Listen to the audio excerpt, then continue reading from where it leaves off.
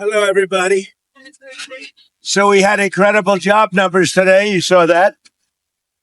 And we have good everything, good numbers. But the job numbers just came out and they were fantastic. Far better than even anticipated. They anticipated pretty good, but they had no idea it was going to be that. And unfortunately, we're in a world where for the last 15 years or so, when you have good numbers, the market goes down. When you have bad numbers, the market goes up because too much emphasis is placed on inflation. And you don't have to have inflation by having growth. We have great growth, and that doesn't mean inflation. In fact, it could be anti-inflation growth. So I hope the market starts to learn that when you have good numbers, the market should go up, not down. Yeah. Question? Sir, Go ahead. given those job numbers, do you think the Fed should cut rates at its next meeting? And do you think new chair Kevin Warsh? Well, I'm going to let Kevin make that decision. I'd like to see lower interest rates because each point, think of this, is $600 billion. Okay.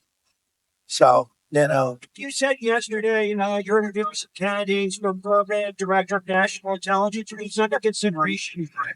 I have 5 interviews.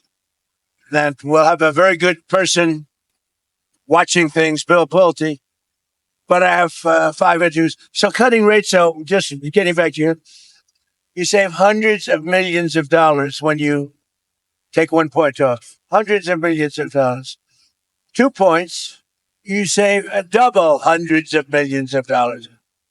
And so I therefore, from that standpoint, but someday we're going to have to go back to the old theory. When we're doing so good, we have more auto plants being built than we've ever had. We have more plants being built than we've ever. All these numbers are good.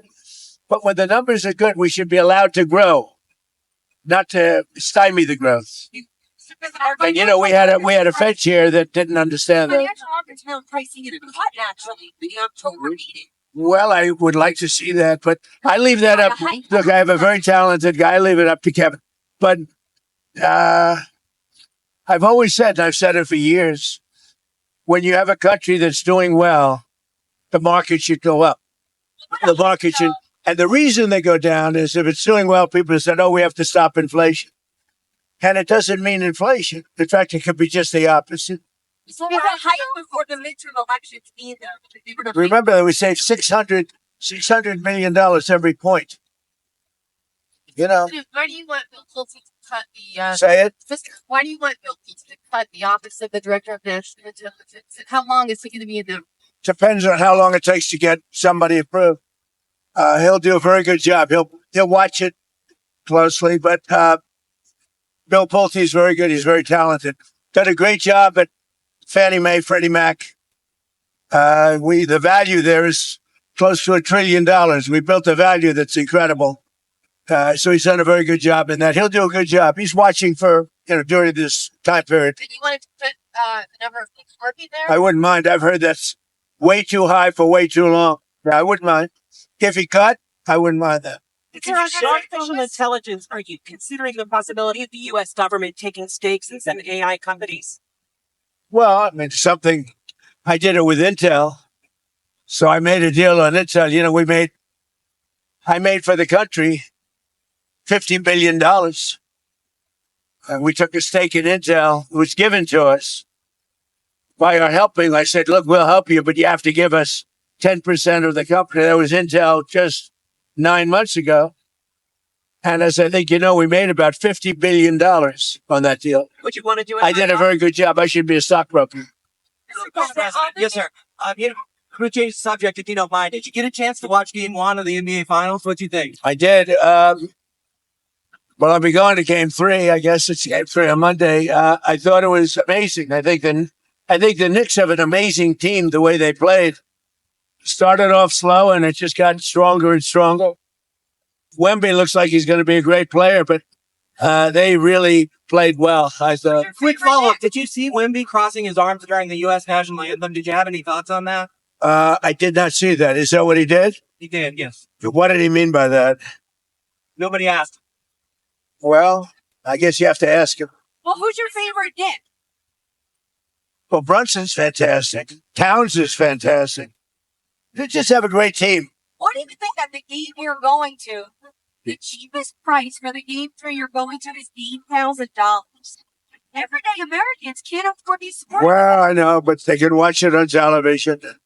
It's sort of semi-free to watch it on television, but that's the way life goes. You know, you have some, and now if the team wasn't a big success, you could go very easily. So, you know, you could do that too, but that's the way life is. You know, they've had great success. And don't forget, they've suffered also losses, and they've suffered during the bad time. Now they have a good time. They have a team that's amazing. I don't think they've lost a playoff game, right? Very unusual. Has that ever happened before? Has anyone ever had this kind of a run in a playoff game? I don't know. Do you have any? The new promenade you announced yesterday, Mr. President, Yeah. where's the funding going to come from? It's not a lot of money, and it's going to be beautiful. You know, it's always been, the Lincoln Memorial has always been very tied to the Potomac River, but they built 2 roadways behind it unexpectedly at the time, many years ago. But after the memorial was built, it used to have a tie to the river, and then the highways cut it off. And we have a really beautiful plan where it goes over a beautiful series of platforms that bring you right down to the river. It's beautiful. When the funding It's a promenade. It's a beautiful promenade. Probably, well, it could come from we have a lot of sources of funding. We won't have to go back to Congress or anything. We have a lot of sources of funding. And a lot of people have asked me to stay involved with the Kennedy Center. We had a judge who's totally conflicted, but that's all right. He's a totally conflicted judge, should be ashamed of himself. But they've asked me in the strongest of language to stay involved with the Kennedy Center. We want to see, because the building it's very dangerous, number one. Number two, it was losing for years tremendous amounts of money. So I'm considering that. But a lot of people have asked me to get it fixed. We have to fix the Kennedy Center, or we're both physically and from the standpoint of attendance. Mr. President, on oil and gas prices, I know you're saying that oil prices and gas prices will fall after the Republicans.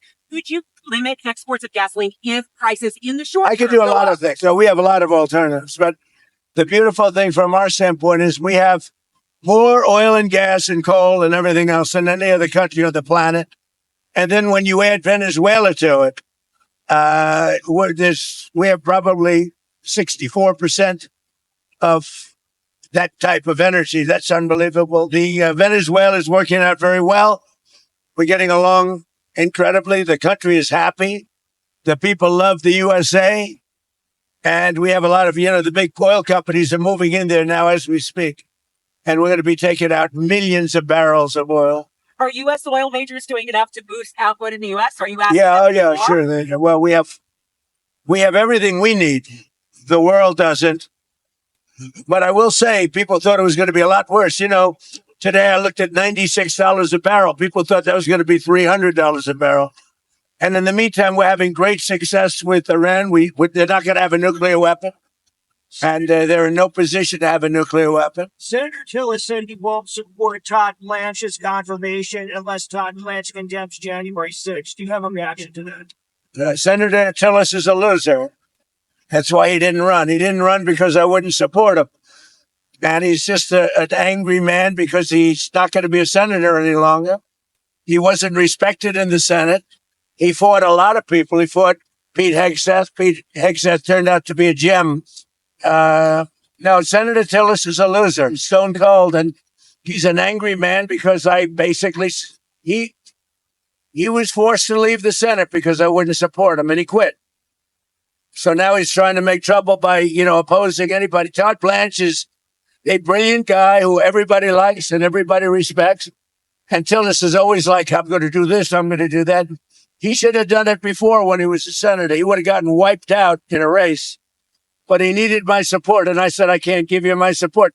He's not qualified. He's not good for the position of senator. I didn't hear about what he did with Todd Blanche. Todd Blanche is fantastic. Sir, on the AI companies potentially taking these equity stakes, have you spoken to Sam Altman or any No, other there's a concept out there. There's so much money, and it's so big that there are concepts where pieces could be given to the American public, where the American public essentially becomes a partner with the companies. And I will tell you, yeah, I have spoken to all of them.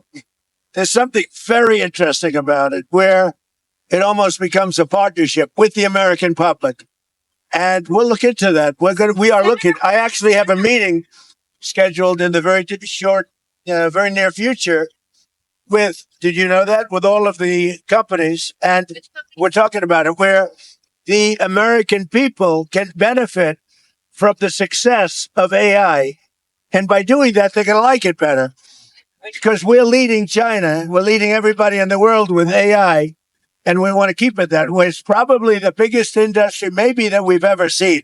Which companies in the meeting? All of them. All the big ones, yeah. All the big ones. They're all coming to the White House probably next week. It is the idea that would be dividends for the Americans. I don't know. We're going to see. I mean, we're going to see. Sort of, it's like you make them a partnership in this revolution. Would be a beautiful thing. And it would make them rich. Senator Bernie Sanders proposed it's 50% managed public-private partnership. Well, I've been talking about it for the last year. But is it odd to be kind of on the same page with Senator Sanders? No, actually, when Bernie Sanders was taken advantage of with Hillary Clinton and he lost in the primaries, a lot of people think he didn't lose. I mean, he had two of them, right? He lost then and he lost the second time with Biden. But when Bernie Sanders lost, you know that I got many of his people. They voted for me. Because we are on an economic plan, as far as economics is concerned, we have certain things that aren't that far apart. People are surprised. But many of you, if you'll take a look, many of the people that voted for Bernie Sanders, when he was no longer there to vote for, they went to me. I picked up a tremendous amount of his voters. So oil surge, just one more.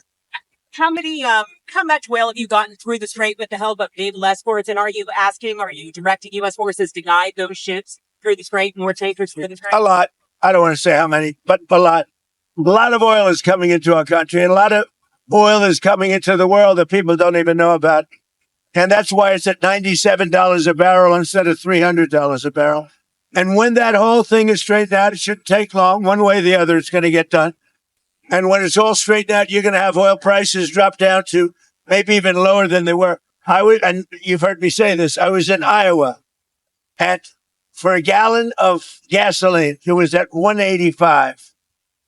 And that was 3.5 months ago. Last year, the FBI reopened its investigation into the cocaine found in the White House during the Biden administration. Have you been briefed on where that investigation stands? No, but I might ask about it. I might ask, you mean in the shelves where they found the cocaine, actually? No, I might ask about it. Sorry. Have you made a decision on the arms sales to Taiwan, that package, the course of billions? We're looking at that, yeah. Are you still planning to talk to Taiwan's president about it? I'll always talk to him, but we're looking at it. What was your reaction to John Bolton agreeing to plead guilty in the classified documents? Well, I was never much of a fan of John Bolton. I never thought he was a smart person. And he was a radical right in terms of war, not in terms of other things. He wanted to go to war with anybody that opened their mouth, anybody that talked. And I used him for a purpose. You know, he was involved with Bush and he created a lot of problems. But he always wanted to kill people in war. And that was okay for me as long as I didn't listen to him, which I never did. He's a bad guy, John Bolton. He's a dirty guy, and we caught him. We caught him. And, he wrote a book. You look at all the information he took. I mean, if you look at that case, it's a great honor to have helped from the standpoint of encouragement. I looked at John Bolton as somebody that was a very dishonest guy and not a smart guy. And I guess he's paying the price for certainly being dishonest. You mentioned the Kennedy Center, sir. How do you want to be involved moving forward? Well, the same way it is. I'm the chairman. So we'll just keep it going. Somebody has to do it. It loses a lot of money. It has for years. It's lost hundreds of millions of dollars for years. And yet it's something you have to keep going. It's the arts. They all lose money. Carnegie Hall, you take a look at all of that kind of thing loses. So they really, everybody, they want me to say very badly. So we're gonna take a look at You it. also mentioned Fannie Mae. The judge really hurt the Kennedy Center because he slowed down. We were gonna, we're gonna spend a lot of money on fixing it and bringing it back to health. And the judge really made it very hard to do that. But I'm gonna look at his ruling on that. But we have to bring it back physically. We have to bring it back, and we have to bring it back in other ways. So we'll take a good look at it. You mentioned Fannie Mae and Freddie Mac. Yeah. With Holtby's move over is now acting DNI. Is an IPO off the table? No, it's not. We're thinking about an IPO for that. It's not a rush, but we've created a term. I could have sold that for literally less than 10% in my first term. I was offered, a lot of people were offering me money to me, meaning the country, to buy Fannie Mae, Freddie Mac, as you know. And it suffered tremendous hardship. And then we built it back. And I could have sold it in my first term for 1/10 of what it's worth now. And I didn't want to do it. Now I think we would consider an IPO, yo. And he would stay at, he would potentially. No, he'd be there. No, he's staying there. So then who are the people you're talking to for DNI? I'm looking at 5 different people, all very good, all people that you know very well, all people that do that kind of thing, and they're very respected people. Mr. President, what do you think about Major League Baseball owners pushing for a salary cap? Do you think it's time for baseball to have a salary cap? Don't they sort of have one? Don't they? No, it's a luxury tax threshold, but the teams that have the money are willing to spend it. Well, if you don't have a salary cap, you don't have a sport because they can't help themselves. In sports, they can't help themselves. Football has a salary cap. Every major professional league except Major League Baseball in America. They should have done it a long time ago. I know so much about sports. They should have done it a long time ago. We're trying to help save college sports because they got some rulings that really essentially destroyed college sports. And we're working with Randy Levine and Nick Saban and some great people all trying to save it because it's so horrible. What do you think could happen if this NIL just gets completely out of control and nobody checks it? Well, I think what's going to happen if you don't have what they're trying to do now, that's sort of a cap in a certain way. If you don't have that, you really have a problem at not only college sports, colleges, where you see where Penn State lost $500 billion, where a certain school that I like very much in Florida, they lose $400-500 billion. You can't have that. Nobody can afford that because they go crazy. That's why when you say Major League Baseball, it's shocking, frankly, that they didn't put a cap on many years ago.